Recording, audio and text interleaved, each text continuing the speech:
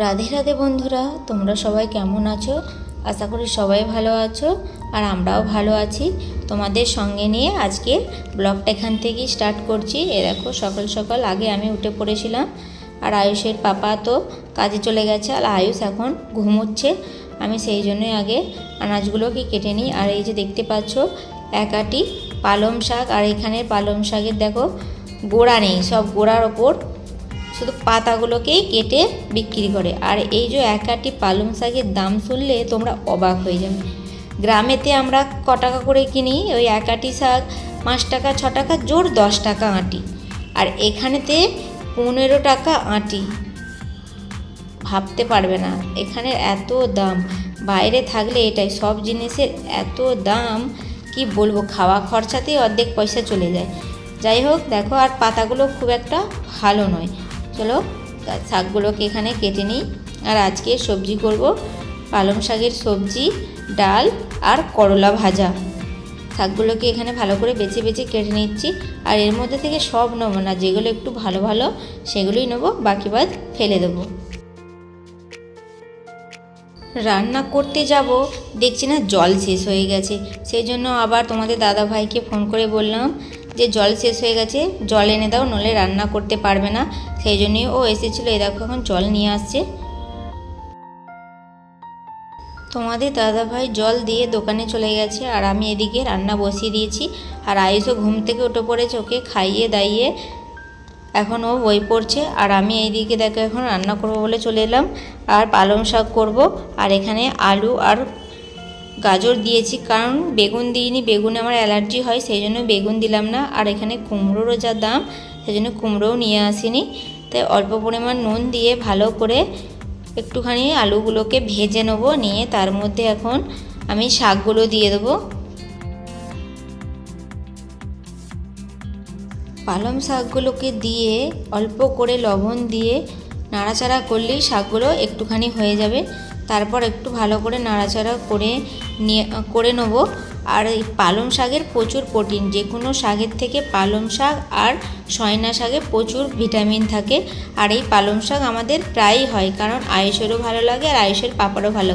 কিন্তু আমার অতটা ভালো লাগে না পালং শাকের এই যে আলুর তরকারি, মানে আলু দিয়ে সবজিটা না অতটা ভালো লাগে না। আমাকে পালং শাক ভাজা খেতে ভালো লাগে। দেখো এই করতে করতেই শাকগুলো অল্প হয়ে গেছে। এরপর এর মধ্যে আমি অল্প করে জল দিয়ে এর মধ্যে আমি সব গুঁড়ো মশলাগুলো দিয়ে দেবো। হলুদ, লঙ্কা, জিরে, ধনে সব দিয়ে এগুলোকে সেদ্ধ করতে দিয়ে দেবো।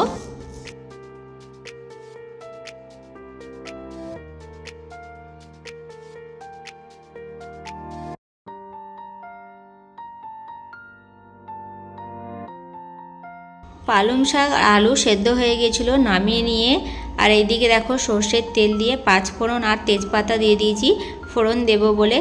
আর এখানে আমি কোনো আদা বা রসুন কিছুই ব্যবহার করিনি, শুধু গুঁড়ো মশলা দিয়ে আর এই 5 ফোড়ন দিয়েই আমি পালং শাকটা আজকে করব। আর আমি এখানে না সেদ্ধ করে নেওয়ার পরই এই 5 ফোড়নটা দিই। আমাকে না এরকমভাবেই খেতে ভালো লাগে। তোমাদের কীরকম করে তোমরা পালং শাকের সবজি করো আমাকে কমেন্ট করে বলবে। আর আমি তো এরকম করেই করি। আবার যখন কেউ কুটুম আসে বা কোনো আত্মীয় আসে তখন ভালো করে করি, ঘরে যখন খাই এরকম করি। আর এতে অল্প করে চিনি দিয়ে দেবো, কারণ চিনি না দিলে একটু স্বাদ ভালো আসবে না। আর খুন্তি করে আলুগুলোকে মানে পিষে দিচ্ছি, কারণ পিষে দিলে নরম নরমও হবে আর খেতেও ভালো লাগবে। হায় হায়, এ কি হলো! বাস সব দেখতেই পাচ্ছ, গ্যাস শেষ হয়ে গেছে। আমি কদিনই ভাবছি আজকে শেষ হয়ে যাবে, কাল শেষ হয়ে যাবে, কারণ আমাদের একটা গ্যাস 1.5 মাস করে হয়, তার শেষ হয়েই এসেছে। আর এই দেখো সবজিটা করতে করতেই গ্যাস শেষ হয়ে গেছে, এবারে কি হবে? সেই জন্যই আবার তোমাদের দাদাভাইকে ফোন করে বললাম যে দেখো আমাদের গ্যাস শেষ হয়ে গেছে। সেই জন্য এগুলো সব বন্ধ করে রেখে দিয়েছি। আর ও ফোন করে দিয়েছিল গ্যাসওয়ালাকে, এক্ষুনি গ্যাস দিয়ে যাবে। সেই জন্যই দেখো এখানেতে বাইরে বেরিয়ে দাঁড়িয়ে রয়েছি, কারণ কাজ নেই।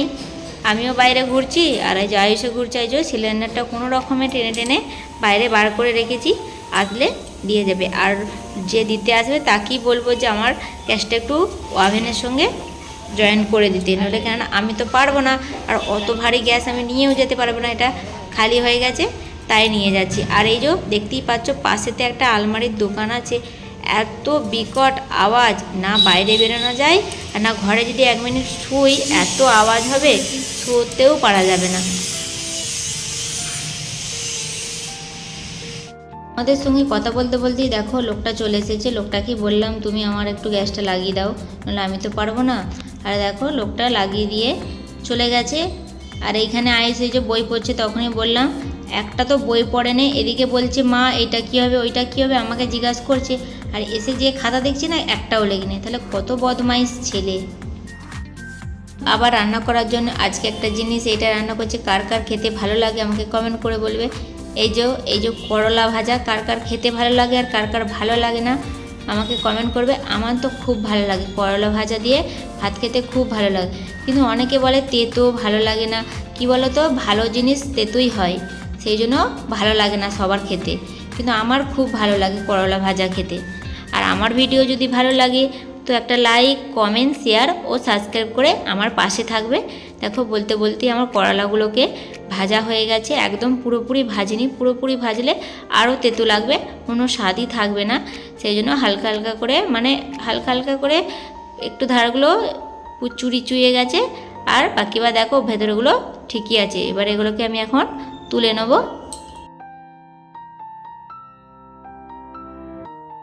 রান্না করে ঘরদোয়ার পরিষ্কার করে ছাদে চলে গেছিলাম জামা কাপড় আনতে। দেখো জামা কাপড়গুলো গুছিয়ে নিয়েছি।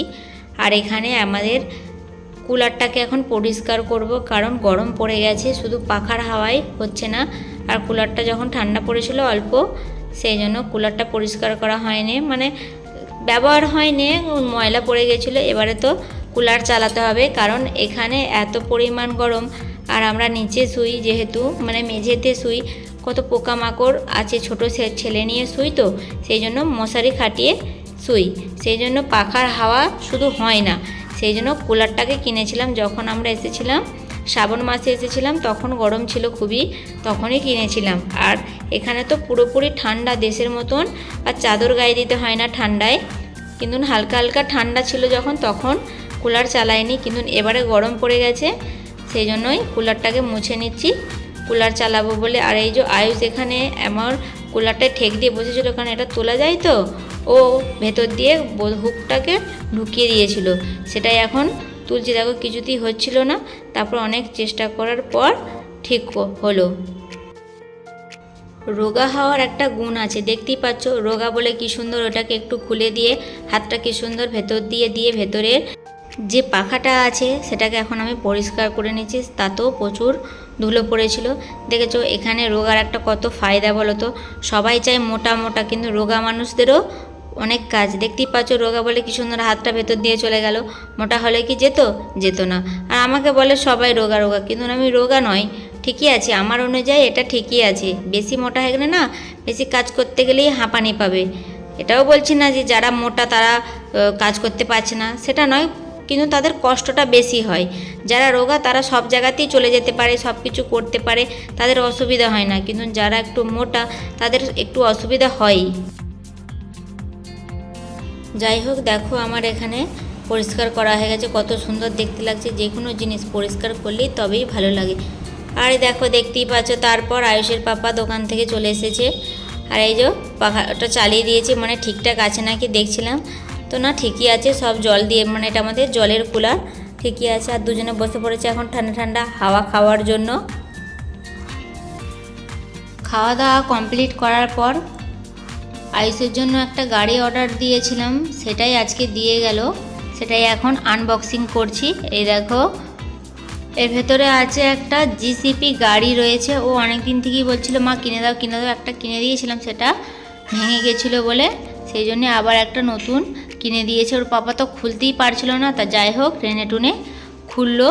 এই দেখো দেখতে কেমন, এই দেখো ছোটো পাড়া, ফোনেতে দেখেছিলাম বড় মতন, আর দেখো এসেছে কত ছোটো পাড়া। আর এটার দাম হচ্ছে 350 টাকা, তার থেকে আমার এমনি দোকানে অনেক ভালো। তারপর দেখো ওই যে রিমোট কন্ট্রোলের মধ্যে ব্যাটারি নেই, আমাকে আবার ব্যাটারি কিনতে হবে, সেখানেও আবার 50 টাকা, তাহলেই তো হয়ে গেল 400 টাকা, 400 টাকার গাড়ি। যাই হোক আজকের ভিডিওটা এখানেই শেষ করছি। ভিডিওটা ভালো লাগলে পাশে থেকো, টাটা।